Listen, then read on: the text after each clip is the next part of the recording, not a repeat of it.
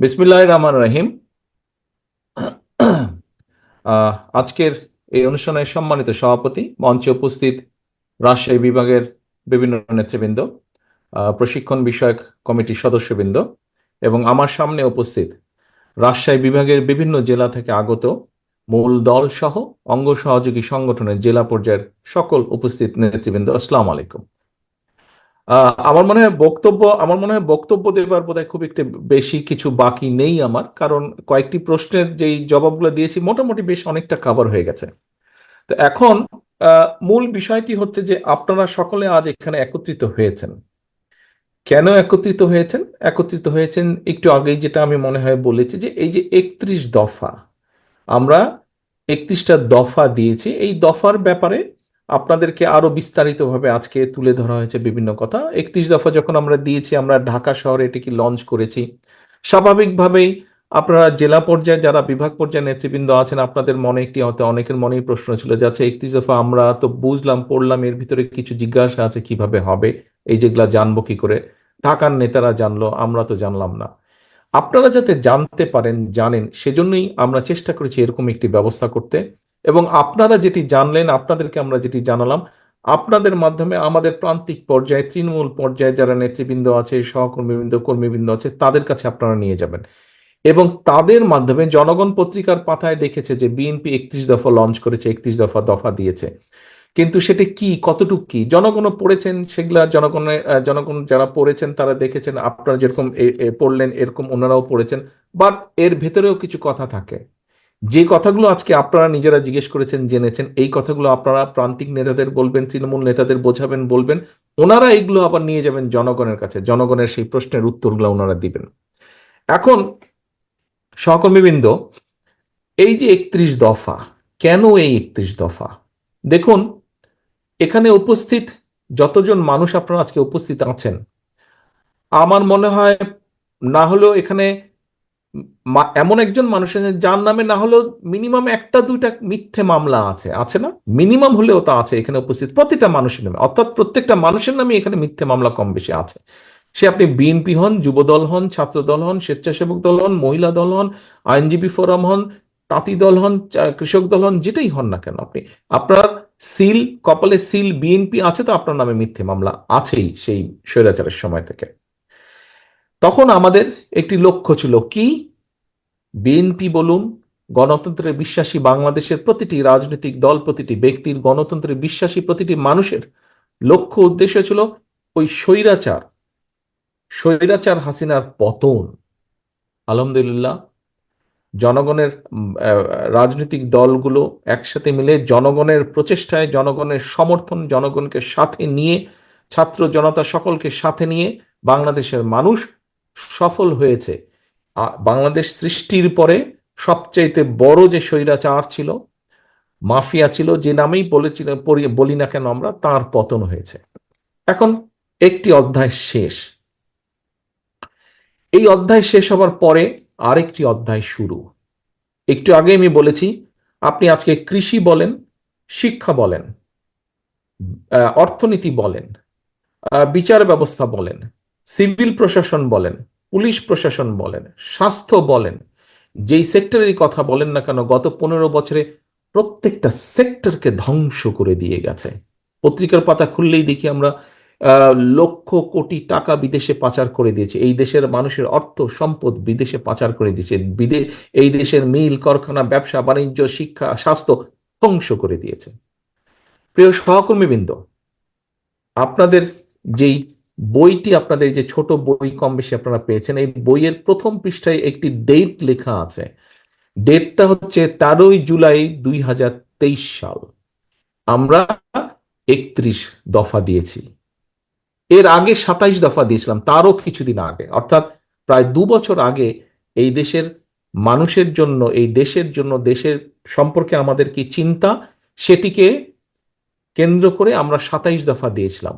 পরবর্তীতে আমাদের সাথে আন্দোলনরত যতগুলো রাজনৈতিক দল ছিল, তাদের সাথে আলোচনা করে তাদের পরামর্শের ভিত্তিতে 27 থেকে আমরা 31 দফা দিয়েছি। আচ্ছা, এই যে এখন, এই যে ডেটটা আমি কেন বললাম, ডেটটা এই জন্য আমি বললাম যে বিএনপি এমন একটি রাজনৈতিক দল, যেই দলের স্বৈরাচারের সময় লক্ষ্য ছিল স্বৈরাচারের পতনের, কিন্তু তারপরেও তো দেশ থাকবে, মানুষ থাকবে, দেশ এগিয়ে যাবে, মানুষ এগিয়ে যাবে। তারপরে কি? স্বৈরাচারের পতনের পরেও আমাদের একটি লক্ষ্য আছে, আমাদের একটি টার্গেট আছে, আমাদের একটি উদ্দেশ্য আছে, আমাদের একটি এইম আছে, আমাদের একটি পরিকল্পনা আছে। স্বৈরাচারের পতনের পরে সেই লক্ষ্য, উদ্দেশ্য, টার্গেট, এইম যাই বলি না কেন আমরা, সেগুলো কি কি কি, সেটিই হচ্ছে এই 31 দফা। অর্থাৎ আমরা শুধু স্বৈরাচারের পতন নিয়ে কথা বলিনি, পতন নিয়ে আন্দোলন করিনি, পতন নিয়ে আলোচনা করিনি, বক্তব্য রাখনি।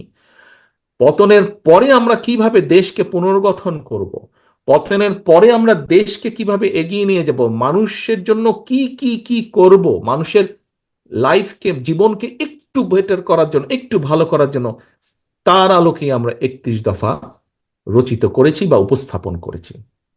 সহকর্মীবৃন্দ, এই 31 দফা 31 দফাই না, জীবন চলমান, দেশ চলমান, সমাজ চলমান, এবং স্বাভাবিকভাবেই অনেক কিছুর পরিবর্তন হবে সময়ের সাথে পর্যায়ক্রমিকভাবে।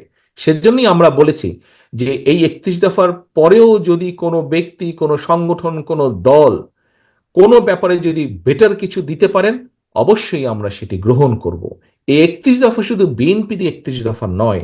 একটু আগেই আমি বলেছি 31 দফার মধ্যে আরো রাজনৈতিক দল যারা গণতন্ত্রে বিশ্বাস করে, মানুষের ভোটের অধিকারে বিশ্বাস করে, মানুষের অর্থনৈতিক মুক্তিতে বিশ্বাস করে, তাদের সকলের সম্মিলিত সম্মিলিত চিন্তার সমষ্টিগত ফল হচ্ছে এই 31 দফা। আমাদের সকল গণতন্ত্রে বিশ্বাসী রাজনৈতিক দলগুলোকে এখন আমরা যেহেতু একটি, আমি বিশ্বাস করি, আমার প্রত্যেকটি উপস্থিত নেতাকর্মী বিশ্বাস করেন যে আমরা একটি রেসপন্সিবল দলের ভূমিকা পালন করি, এবং সে কারণেই কিন্তু মানুষের আস্থাও আমাদের উপরে। যতবার বিএনপি দেশ পরিচালনার সুযোগ পেয়েছে, শিক্ষা ক্ষেত্রে বলেন, কৃষি ক্ষেত্রে বলেন, শিল্প ক্ষেত্রে বলেন, অর্থনৈতিক ক্ষেত্রে বলেন, যেই ক্ষেত্রেই বলুন না কেন, হ্যাঁ, আমরা হয়তো সব সময় সব সময় কাঙ্ক্ষিত ফল হয়তো অর্জন করতে পারিনি। যতবার আমরা দেশ পরিচালনার সুযোগ পেয়েছি, আমাদের হয়তো আরো কিছু করার ছিল, আমরা সব করতে পারিনি। কিন্তু এটাও সত্য যে আমরা অনেক কিছু, আলহামদুলিল্লাহ, আল্লাহর রহমতে, মানুষের সমর্থনে অনেক কিছু করেছি এই দেশে। হয়তো আরো অনেক কিছু করার বাকি আছে, সেই অনেক কিছুগুলোই হচ্ছে 31 দফা, এবং সেগুলো আমরা করতে চাই। আজকের এই আলোচনার, এখানে যে আলোচনা বা সেমিনার বা যেটাই বলি না কেন আমরা, এটা হলো মূল লক্ষ্য। সংক্ষেপে আমি আগেই বলেছি, আপনারা জানলেন, আপনারা এখন জানাবেন, আপনারা যাদেরকে জানাবেন তারা, দলের নেতাকর্মী যাদের জানাবেন, তারা গিয়ে আবার পরবর্তীতে জনগণকে জানাবে। অর্থাৎ আমরা যেটাই করতে চাই, যাই করতে চাই, আমরা জনগণকে সাথে নিয়ে করতে চাই। সবসময় আমি বলেছি, বিভিন্ন সময়ে আমি বলেছি, বিএনপি হচ্ছে জনগণের দল। আমরা তো বলি, বক্তব্যই রাখি আমরা, যে বিএনপি সকল শক্তির উৎস হচ্ছে জনগণ, সকল ক্ষমতার উৎস হচ্ছে জনগণ, বিএনপি সকল রাজনৈতিক ক্ষমতার উৎস জনগণ। সেজন্যই প্রিয় সহকর্মীবৃন্দ, আমি বলেছি, জনগণের, সবসময় আপনাদেরকে বলার চেষ্টা করে আমি বলে থাকি, জনগণের সঙ্গে থাকুন, জনগণকে সঙ্গে রাখুন, জনগণের সঙ্গে থাকুন, জনগণের সঙ্গে থাকুন প্রিয় সহকর্মীবৃন্দ। কারণ একটি রাজনৈতিক দল হিসাবে, একটি রাজনৈতিক দল হিসেবে যদি আমরা টিকে থাকতে চাই, সেটি রাজনীতিতে যদি টিকে থাকতে চাই, জনগণের মাঝে যদি টিকে থাকতে চাই, ইতিহাসের পাতায় যদি আমাদেরকে টিকে থাকতে হয়, প্রিয় সহকর্মীবৃন্দ, এই দেশের জন্য এবং জনগণ যেটা চায় সেরকম কাজের বাইরে কিছু করলে আমরা টিকে থাকতে পারবো না। টিকে থাকতে হলে অবশ্যই আমাদেরকে জনগণের প্রত্যাশা অনুযায়ী কাজ আমাদেরকে করতে হবে। সহকর্মীবৃন্দ, আপনারা প্রায় কিন্তু আমার সাথে যখন দেখা হয়, আপনাদের মিটিং হয় বিভিন্ন জায়গায়, আপনারা আমাকে একটি কথা বলেন, শুধু ব্যক্তিগত মিটিং বা দলীয় মিটিং এ নয়, আপনারা জনসভাতেও অনেকেই বক্তব্যে একটি কথা বলেন। কি কথা? জনগণ বিএনপির দিকে তাকিয়ে আছে। এরকম একটি কথা বলেন তো, আপনারা বলেন না? আপনারা বক্তৃতা, বিবৃতি বিভিন্ন জায়গায় আপনারা বলেন, সেটি বিএনপি হোক, যুবদল, ছাত্রদল, স্বেচ্ছাসেবক, যেই হোক না কেন, আমাদের অঙ্গ সহযোগী, আপনারা বক্তৃতা, বিবৃতিতে, দলীয় ফোরামে হোক, জনসভায় বলেন যে জনগণ বিএনপির দিকে তাকিয়ে আছে। সহকর্মীবৃন্দ,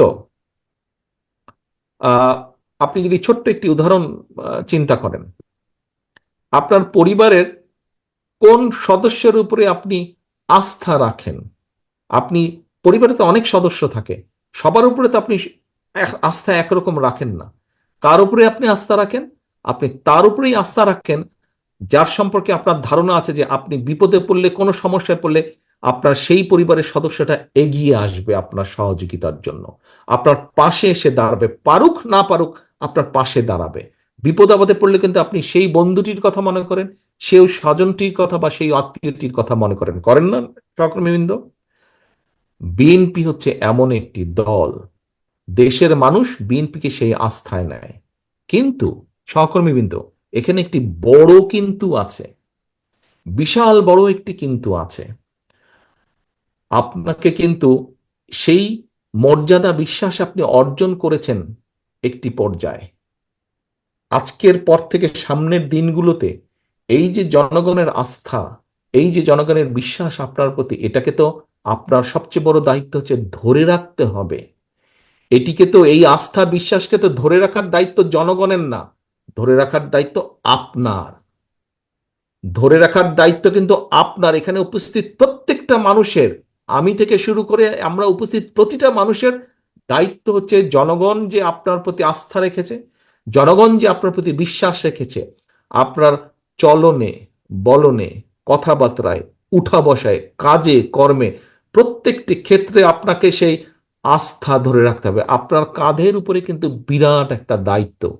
আপনার শুধু সন্তান পরিবার পরিজনের দায়িত্ব আপনার উপরে না, আপনার সন্তান পরিবার পরিজনের দায়িত্বতে আপনি যখন পরিবারের সদস্য সেই হিসাবে, কিন্তু আজ আপনি এখানে উপস্থিত হয়েছেন বিএনপির একজন সদস্য হিসাবে, এবং বিএনপির সদস্য হিসাবে কিন্তু আপনার এই কাঁধের উপরে কিন্তু জনগণ আস্থা রেখেছে। কাজেই এই কাঁধ কিন্তু আপনি সরিয়ে দিতে পারবেন না, এই কাঁধ আপনাকে শক্তভাবে তৈরি ধরে রাখতে হবে, এই কাঁধকে শক্তিশালী করতে হবে। কাজেই সহকর্মীবৃন্দ, আপনার কাছে, আপনাদের প্রত্যেকটা মানুষের কাছে, আপনাদের কাছে আমার বিনীত অনুরোধ, এবং আপনাদের মাধ্যমে আপনাদের অধীনস্থ বা যারা এখানে আসতে পারেনি তাদের প্রত্যেকটি নেতাকর্মীর কাছে আমার বিনীত অনুরোধ, আমাদের মধ্যে অনেকেই মনে করছেন আহারে সামনে তো নির্বাচন হলে ফাঁকা মাঠ, দয়া করে এই ভুলটা করবেন না, দয়া করে এই ভুলটা করবেন না। যারা ভাবছেন যে সামনে তো ফাঁকা, বিশ্বাস করুন সামনে একটি অসম্ভব শক্তিশালী অদৃশ্য দেওয়াল আপনার জন্য অপেক্ষা করছে, যেটি ভেদ করে যেতে খুব কষ্ট হবে। কাজে কেয়ারফুল, এখন থেকে সাবধান হতে হবে। 31 দফা নিয়ে যান, জনগণকে বোঝান, জনগণের আস্থা অর্জন করুন, জনগণের প্রত্যাশা পূরণের চেষ্টা করুন। সব প্রত্যাশা আপনি এখনই পূরণ করতে পারবেন না, যদি ইনশাল্লাহ আল্লাহর মতে আমরা সরকার গঠন করি অনেকাংশে সেই প্রত্যাশা আমরা পূরণ করতে সক্ষম হব। কিন্তু সেটির জন্য জনগণ যাতে আপনার উপর আস্থা রাখে, জনগণ যাতে আপনার প্রতি ধৈর্য ধারণ করে, সেই জন্যই আপনাকে সেইভাবে ভূমিকা পালন করতে হবে। সহকর্মীবৃন্দ, আমি জানি আপনারা সকাল 10টা থেকে এখন পর্যন্ত এখানে বসে আছেন, লম্বা সময় বসে আছেন, অনেক বক্তব্য শুনেছেন, খুব বেশি ধৈর্য থাকছে না এখন, এই সন্ধ্যা সময় এসে ধৈর্য রাখা কঠিন হচ্ছে। বাট আমি যেই কথাগুলো বা যেই আহ্বানগুলো আপনার কাছে করছি, আজকে যদি একটু ধৈর্য সহকারে যদি আপনারা সেভাবে কর্মপন্থা না ঠিক করেন, সেভাবে যদি ধৈর্য ধারণ না করেন, ওই যে আমাদের এখানে একজন লয়ার একটু আগে প্রশ্ন করেছেন যে এই কেস কাচারিগুলো যেগুলো আছে কি হবে। সহকর্মীবৃন্দ, এমনও তো হতে পারে ইনকেস সেই স্বৈরাচার যে পড়ে গিয়েছে, পালিয়ে গিয়েছে, তারা তো বসে নেই, তারা তো ষড়যন্ত্র করছে। যদি তাদের ষড়যন্ত্র সফল হয়, আপনার এই কেস তো উঠবেই না, বরং এই কারো 10টা থাকলে ওই দ্বিগুণ হয়ে জ্যামিতিক হারে 20টা হয়ে যাবে, সেই সম্ভাবনাও কিন্তু আছে। সেই সম্ভাবনাকে যদি নস্যাৎ করে দিতে হয়, আজকে থেকে আপনাদের প্রত্যেককে কেয়ারফুল হতে হবে। আজকে থেকে আপনাদের টার্গেট একটাই হতে হবে, জনগণ, জনগণ অ্যান্ড জনগণ, public interest, public interest and public interest. এর বাইরে যদি আপনি একটু কিছু চিন্তা করেন, প্রিয় সহকর্মীবৃন্দ, ওই ষড়যন্ত্রে পতিত যে স্বৈরাচার তারা সফল হবে। তারা সফল হলে আমার এই লয়ের সহকর্মীর বক্তব্য অনুযায়ী কেস উঠবে না আপনাদের, বরং মাথার উপর আরো কেস চেপে বসবে, আরো 10টি চেপে বসবে, 20টি চেপে বসবে। সহকর্মীবৃন্দ, আপনাদের নিজেকে যদি বাঁচাতে হয়, উপায় একটাই, জনগণের আস্থা অর্জন করা। নিজেকে যদি রক্ষা করতে হয়, উপায় একটাই, জনগণের আস্থা রক্ষা করা, আস্থা রক্ষা করা, জনগণের আস্থা, নিজেকে আস্থায় রাখা। আপনাকে যদি আপনার পরিবারকে যদি রক্ষা করতে হয়, আপনার আপনার স্ত্রী, সন্তান, বাবা মা সকলকে যদি রক্ষা করতে হয়, উপায় একটাই, জনগণের আস্থা অর্জন করা। উপায় একটাই, এর বাইরে কোনো উপায় নাই। আপনি যখন রাজনৈতিক কর্মী হয়ে গিয়েছেন, আপনার এর বাইরে আর কোনো উপায় নাই, but to earn the achievement of the public support. এর বাইরে আপনার আর কোনো উপায় নাই। কাজে আসুন, আজকে আমাদের যে 31 দফা নিয়ে আমরা যেটি এখানে চিন্তা করলাম, যেটি শিখলাম, জানলাম, এটিকে আমরা এই ঘরের ভেতরে শুধু সীমাবদ্ধ রাখবো না। আপনারা কষ্ট করে রাজশাহী বিভাগে, রাজশাহী জেলা মহানগরীর যারা আছেন, তাদের হয়তো বেশি দূর থেকে আসতে হয়নি, কিন্তু যারা বগুড়া থেকে এসছেন, যারা চাপাই থেকে এসছেন, যারা নাটোর থেকে এসছেন, নওগাঁ থেকে এসছেন, জয়পুরহাট থেকে এসছেন, পাবনা থেকে এসছেন, সিরাজগঞ্জ থেকে এসছেন, আপনাদেরকে তো অনেক দূর থেকে আসতে হয়েছে। কাজে এই আশাটা, সময়টা, অর্থ ব্যয় করে এসছেন, সময় ব্যয় করে এসছেন, এখানে সারাদিন সময় ব্যয় করেছেন, সারাদিন পরিশ্রম হয়েছে, এটিকে কাজে লাগাতে হবে। ফিরে যাবেন আপনারা প্রত্যেকে, ইনশাল্লাহ ফিরে যাবেন যার যার ঘরে নিরাপদে। ফিরে গিয়ে আগামীকাল থেকে আপনার অধীনস্থ নেতাকর্মীদেরকে এই বিষয়ে শিক্ষা দিন এবং তাদেরকে নিয়ে জনগণের ঘরে ঘরে আবার চলে যান। সহকর্মীবৃন্দ, আপনাদের সহযোগিতা ছাড়া, আপনাদের সাথে আরো যারা লক্ষ নেতাকর্মী আছে আমাদের, আপনাদের সহযোগিতা ছাড়া এই 31 দফা বাস্তবায়ন সম্ভব নয়। এই 31 দফা যদি বাস্তবায়ন করতে হয়, আপনাদের সকলের সমর্থন আমাদের লাগবে। এই 31 দফাকে যদি বাস্তবায়ন করতে হয়, আপনাদের সকলের সহযোগিতা আমাদের লাগবে। শহীদ জিয়া, খালেদা জিয়ার প্রত্যেকটি সৈনিক, প্রত্যেকটি কর্মীর সহযোগিতা প্রয়োজন এই 31 দফাকে বাস্তবায়ন করার জন্য। এবং আসুন, আজকে আমরা এখানে প্রতিজ্ঞাবদ্ধ হই যে আমরা যেই প্রত্যাশা নিয়ে আজ এখানে একত্রিত হয়েছি, আমরা যাতে সেই প্রত্যাশা পূরণে, সেই প্রতিজ্ঞা পূরণে সক্ষম হই। আল্লাহ যাতে আমাদেরকে সেই শক্তি দেন। আমরা মানুষের আস্থা অর্জনের জন্য যে সকল কাজ করা প্রয়োজন, মানুষের আস্থা অর্জনের জন্য যেভাবে চলা প্রয়োজন, আল্লাহ যাতে আমাদেরকে সেই জ্ঞান দেন, সেই ধৈর্য আমাদেরকে দেন। আপনাদের সকলকে ধন্যবাদ। আজকে যারা এই অনুষ্ঠানের আয়োজন করেছেন, বিএনপির প্রশিক্ষণ বিষয়ক সম্পাদক সহ, প্রশিক্ষণ বিষয়ক কমিটি সহ, আমাদের বিএনএসসির নেতৃবৃন্দ, আমাদের বিভাগীয় নেতৃবৃন্দ যারা আছেন, আপনাদের সকলকে ধন্যবাদ জানাচ্ছি আজকে সুন্দরভাবে এই অনুষ্ঠানটি উপস্থাপন এবং পরিচালনা করার জন্য। সকলে ভালো থাকবেন, ইনশাল্লাহ সুস্থ থাকবেন। আল্লাহ হাফেজ। বাংলাদেশ জিন্দাবাদ। বাংলাদেশ জাতীয়তাবাদী দল জিন্দাবাদ।